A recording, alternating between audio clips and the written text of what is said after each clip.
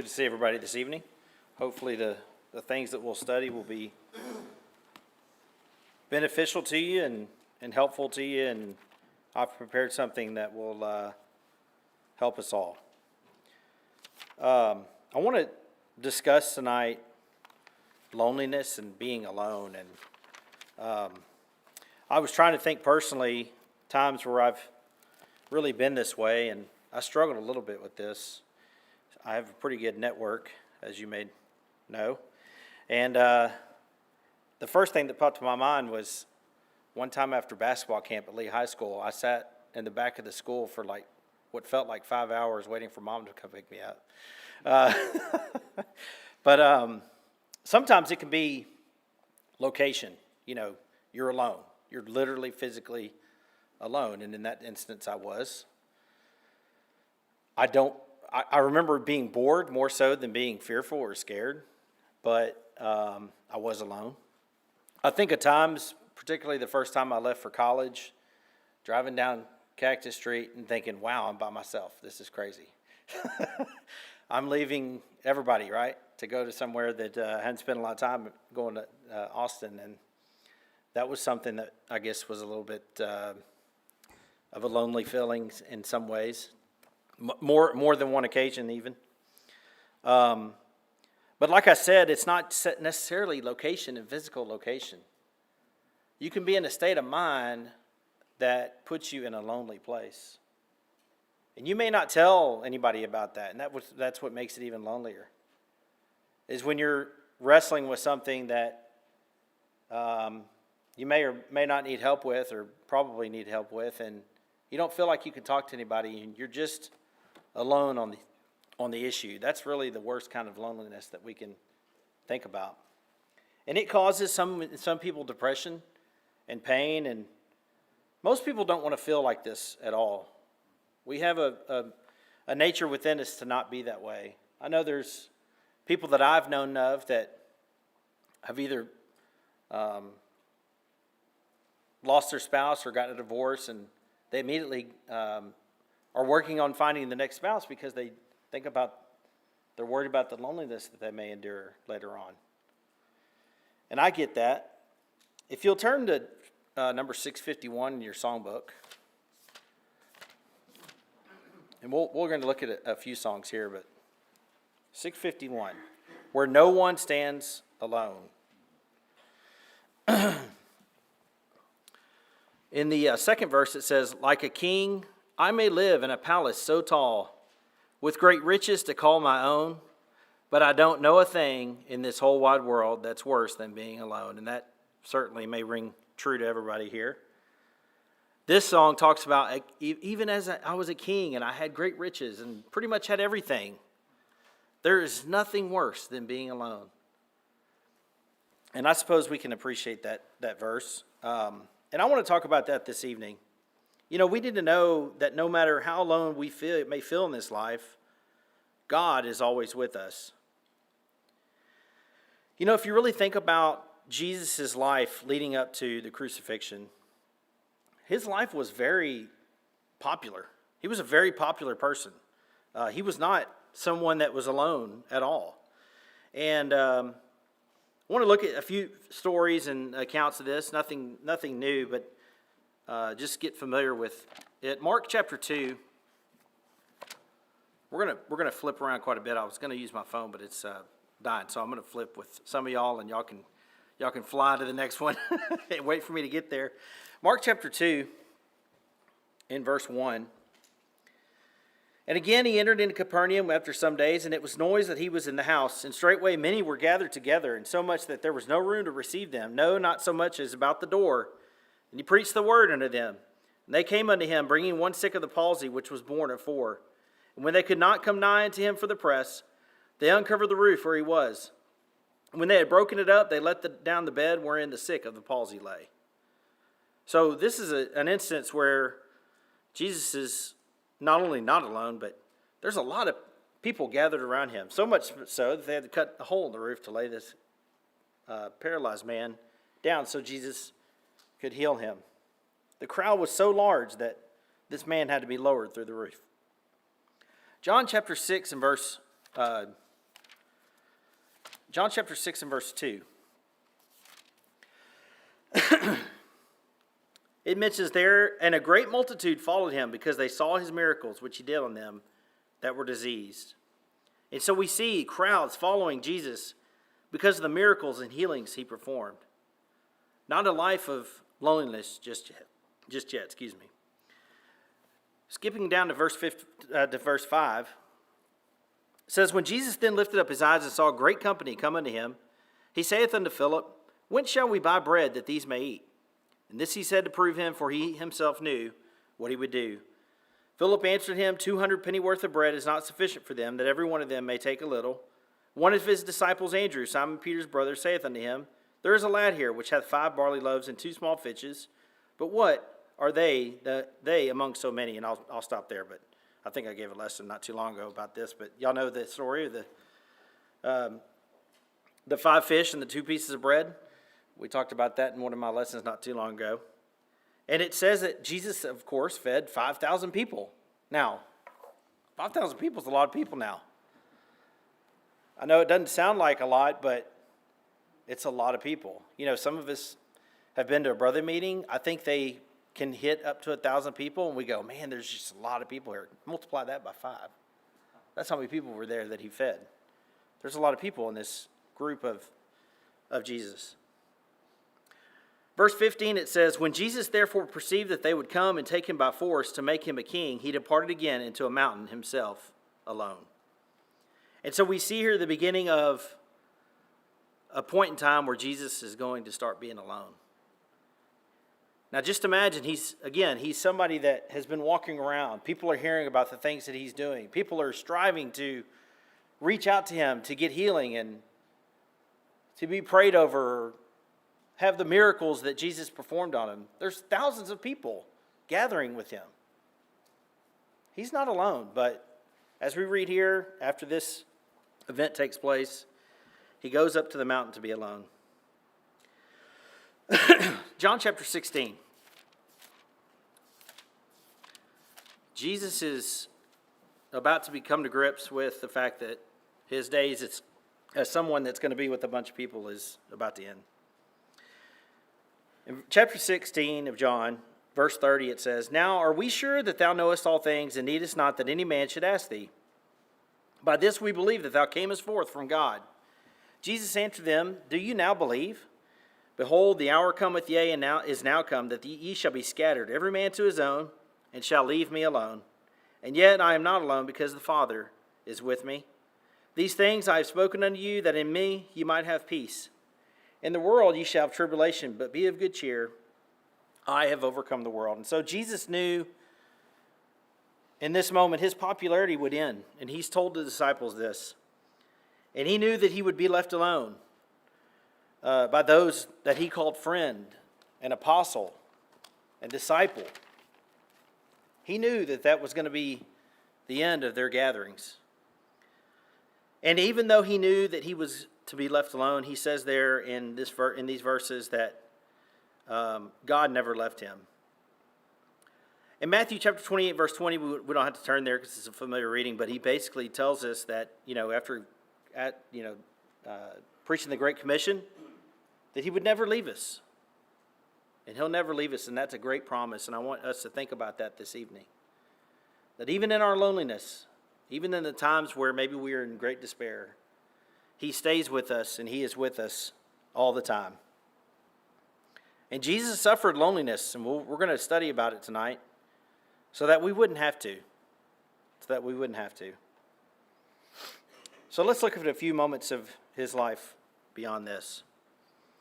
As we all know, at this moment, Jesus is about to be betrayed.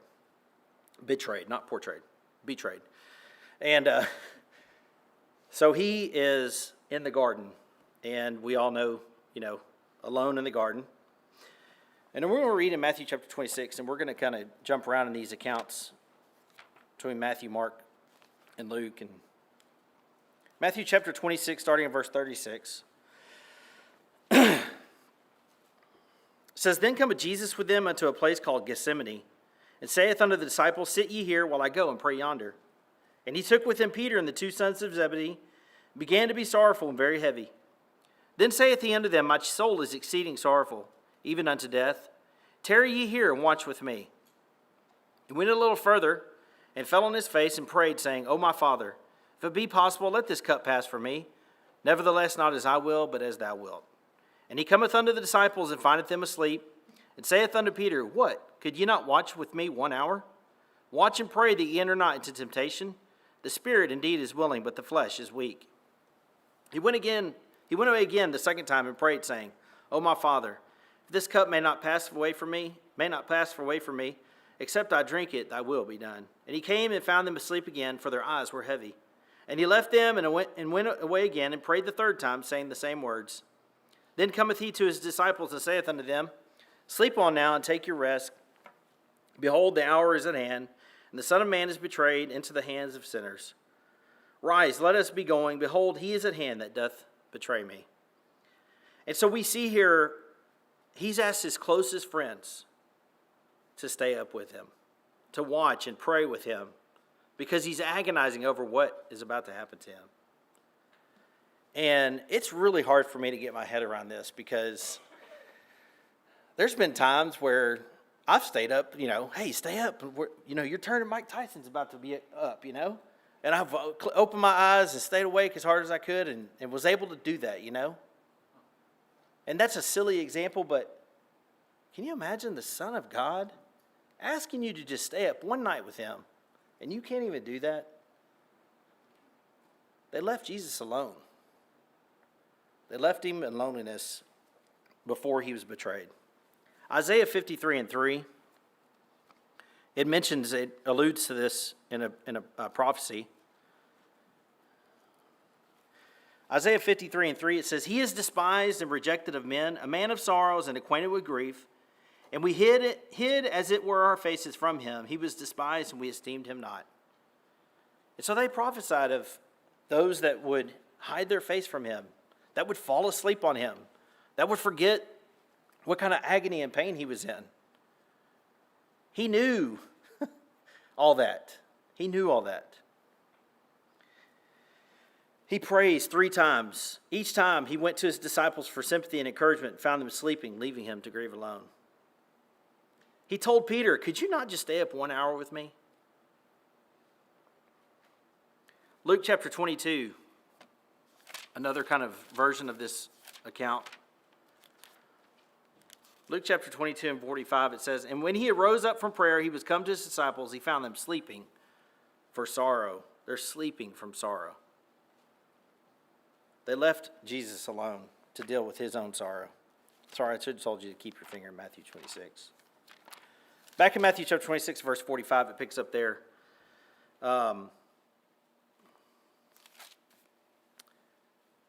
45 and 50. It says, we already read, Sleep on now, take your rest. Behold, the hour is at hand. Rise, let us be going. Behold, he is at hand that doth betray me. And while he yet spake low, Judas, one of the 12, came, and with him a great multitude with swords and staves from the chief priests and elders of the people.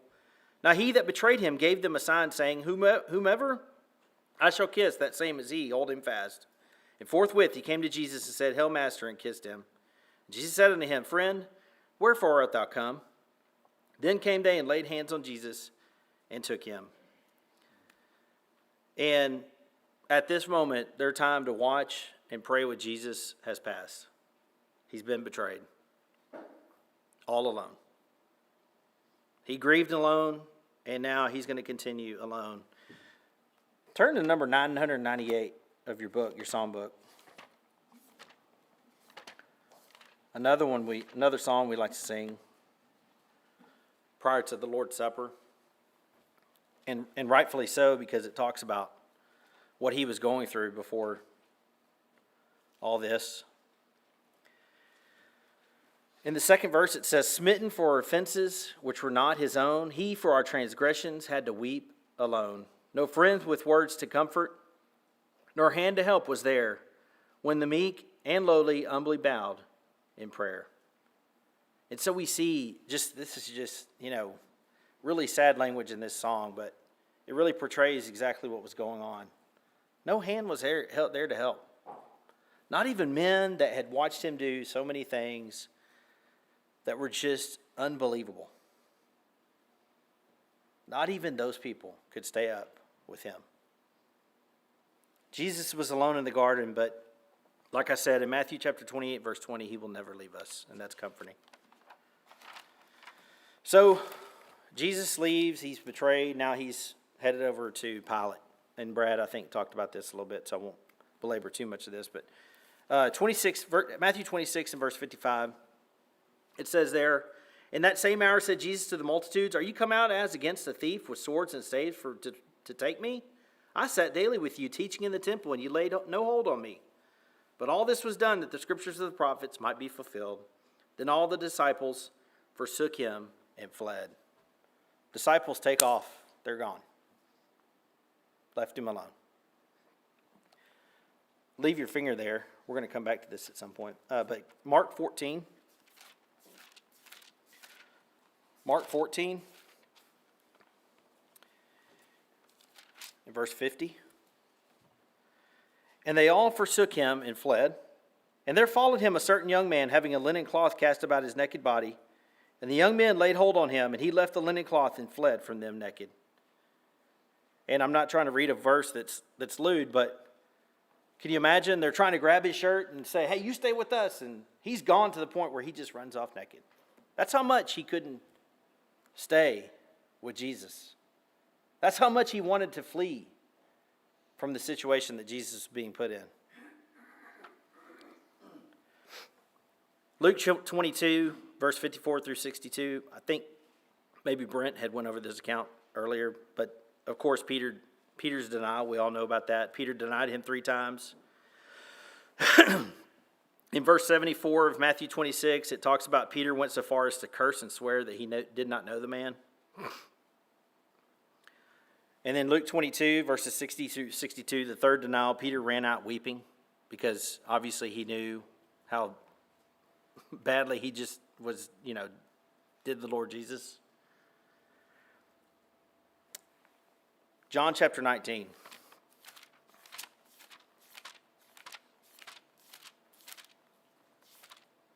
John chapter 19, starting in verse 12. "And from thenceforth Pilate sought to release him. But the Jews cried out, saying, 'If thou let this man go, thou art not Caesar's friend. Whosoever maketh himself a king speaketh against Caesar.' When Pilate therefore heard that saying, he brought Jesus forth and sat down in the judgment seat, at a place that is called the Pavement, but in the Hebrew, Gabbatha. And it was the preparation of the Passover, at about the 6th hour, and he saith unto the Jews, 'Behold your king.' But they cried out, 'Away with him, crucify him.' Pilate saith unto them, 'Shall I crucify your king?' The chief priests answered, 'We have no king but Caesar.' Then delivered he him therefore unto them to be crucified, and they took Jesus and led him away." So Jesus is, of course, before Pilate. And Jesus is condemned to death to cheering crowds chanting, "Crucify him, crucify him." All alone. No one's with him. No disciple, no apostle, no one. Number 566 in your songbook. 566. Now, this one hits a little bit more in the old personal button. I'll be a friend to Jesus. Now, I can tell you that Peter and the rest of the apostles probably felt like they could sing this song with a lot of conviction, a lot of confidence, and, oh yes, I'll be a friend to Jesus. And we see how long that lasted. When the going got tough, they ran away from him and fled him. In verse 1, "They tried my Lord and Master, with no one to defend. Within the halls of Pilate, he stood without a friend." In the chorus, "I'll be a friend to Jesus. My life for him I'll spend. I'll be a friend to Jesus until my years shall end." And how many times for just little, for nothing? We leave the friendship of Jesus because we want to do something sinful, or we don't have the conviction to not do the right thing, or whatever the case may be. We skip doing the right thing. I can almost see the disciples, man, that was tough. I mean, they were basically running away from death probably, because they were going to go right with him. I mean, at least they were like, I'm not going to lose my life for this. And then sometimes we want him as a friend when, man, things are good. When things are bad and lonely and sinful, doesn't really. They tried my Lord and Master. I'm not a friend. Let's not find ourselves in that spot. But the other point to this is we have a friend with him, and we mentioned that in Matthew 28. That when things get tough and things get lonely and we feel alone, we do have a friend with Jesus. Okay, so Luke 23. Luke chapter 23. I'll try to hurry this up to stay on my usual target here. Luke chapter 23 and verse 20 it says, Pilate therefore, willing to release Jesus, spake again to them. But they cried, saying, Crucify him, crucify him. And he said unto them the third time, Why? What evil hath he done? I have found no cause of death in him. I will therefore chastise him and let him go. And they were instant with loud voices, requiring that he might be crucified. And the voices of them and of the chief priests prevailed. And so we see here, Pilate wants to release Jesus, but the crowd prevailed. Crucify him, crucify him. You know, Jesus stood before Pilate alone. I want you to imagine, hopefully I won't have to do this. Maybe my brothers would oblige me, but if I got in trouble and I stood before a court by myself. Now, there are some people, I've watched a lot of Dateline and some of these other shows where people are trying to represent themselves, and I'm like, man, this is not going to go well, and it doesn't. But imagine being there, you don't have anybody to help you. Now, luckily, the law provides some kind of court-appointed defense. But think about that. If your life was on the line, you were accused of something that was really bad and could be really either a long sentence of jail or worse, death. All alone, nobody's there to help you. That'd be a terrible feeling. And this is what Jesus is going through. He's all alone. No one's there to advocate for him. They're all, crucify him, crucify him. John 15. John chapter 15 and verse 14. Says, You are my friends if you do whatsoever I command you. That's a comforting scripture. I hope that's one that we'll take with us tonight. Hebrews chapter 13 and verse 5. Hebrews chapter 13 and verse 5.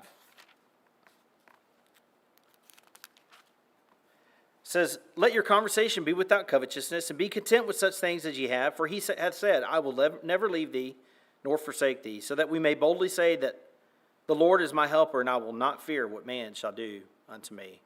We should be able to take these scriptures with us in times where we find ourselves alone and in loneliness, and understand that even though there was a lot of people that left Jesus alone in his time of despair, that he will be here for us for our time of despair, and that's very comforting. These scriptures allow for that. Finally, Jesus was alone at the cross, as we probably can imagine. In Matthew chapter 27,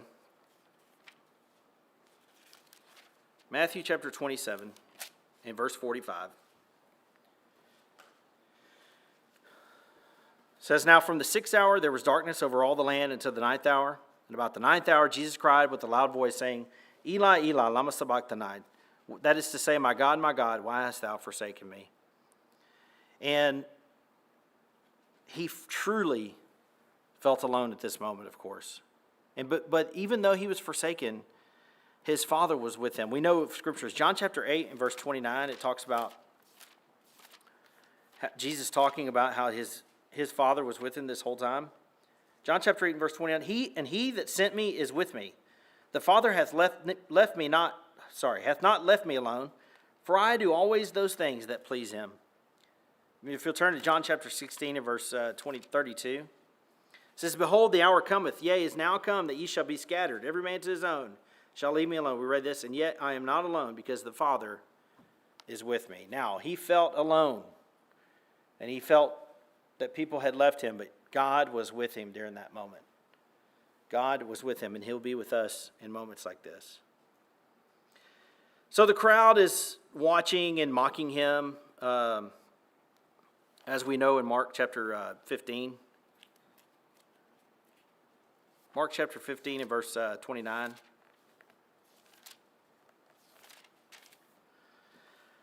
Says, And they that passed by railed on him, wagging their heads and saying, Ah, thou that destroyest the temple and buildest it in 3 days, save thyself and come down from the cross.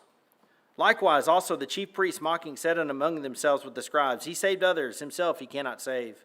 Let Christ the King of Israel descend now from the cross, that we may see and believe, and they that were crucified with him reviled him.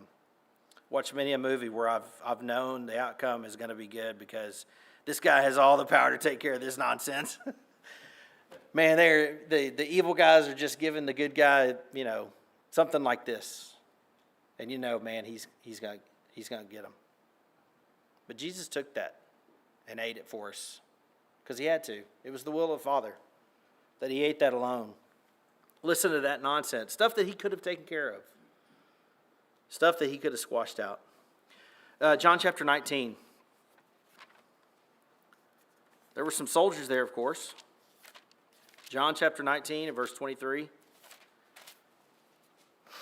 Then the soldiers, when they had crucified Jesus, took his garments and made 4 parts, to every soldier a part, and also his coat. Now the coat was without seam, woven from the top throughout. They said therefore among themselves, let us not rend it, but cast lots for it, whose it shall be, that the scripture might be fulfilled, which saith, they parted my raiment among them, and for my vesture they did cast lots. These things therefore the soldiers did. Weren't there to help. Soldiers were there with the mocking and the nonsense that went on. As we know, there were 2 thieves on the cross. Luke chapter 23. They got a word in.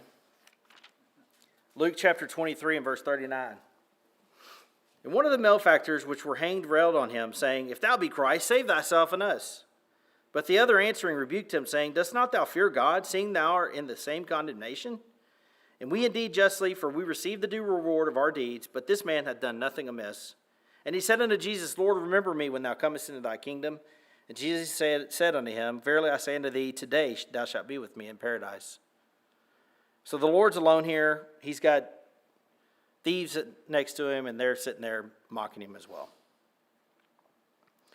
There's a list of people that are there. He wasn't just 100% alone.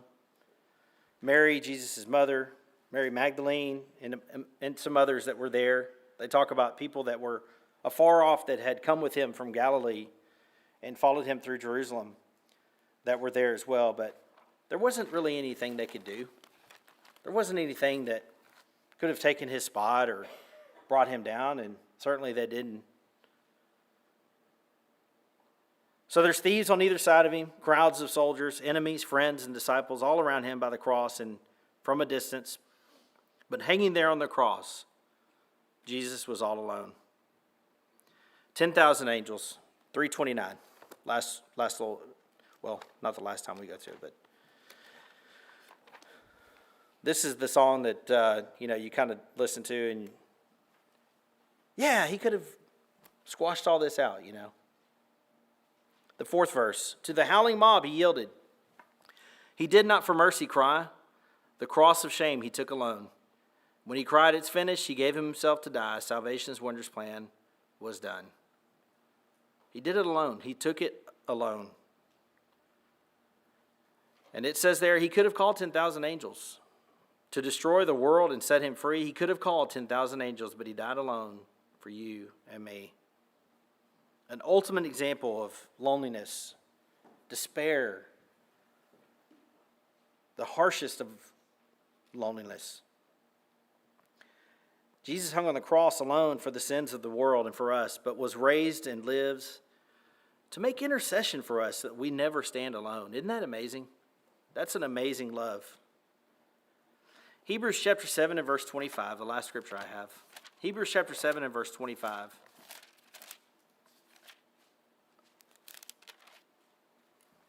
Wherefore he is able also to save them to the uttermost that come unto God by him, seeing he ever liveth to make intercession for them.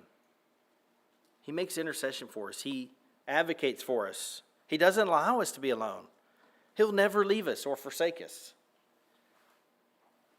But he had to stand on the cross. He had to go through Gethsemane. He had to go through the trial with Pilate all by himself. All by himself. While man failed Christ, he will not fail his followers. Christ will not. Let us not forsake Christ, but live in such a way that we are his friends, as the song says. And as such, we will never have to stand alone. And that's a comforting thought that I hope I leave you with. In those times, not standing behind the gymnasium at Lee High School where you're alone waiting on a ride, but the truly dark, despairing times where you're alone and you have no one to turn to, Jesus and God are there. They'll never leave us or forsake us. Turning back to 651 just real quick to finish.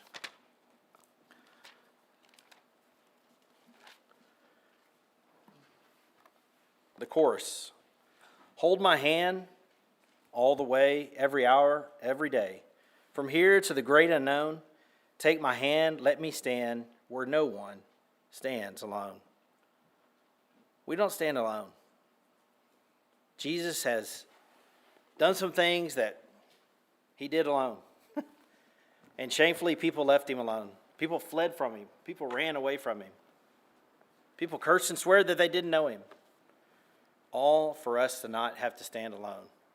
Not for us to worry about the loneliness that we have in our lives. I hope that what we've said and studied has been beneficial to you. We never know the minds of those that are present, but we want to offer an invitation to be baptized, to become a child of God, and to wash away your sins and become a new creature. We want to obviously offer you that invitation. Or maybe you're lonely, or maybe you're dealing with something that you need help with, and you're not alone. Jesus is here to listen. God's here to listen. We're here to listen and offer up our shoulders and comfort. Want to offer that to anyone as well. One of either case, we'd ask you to come as we stand and sing.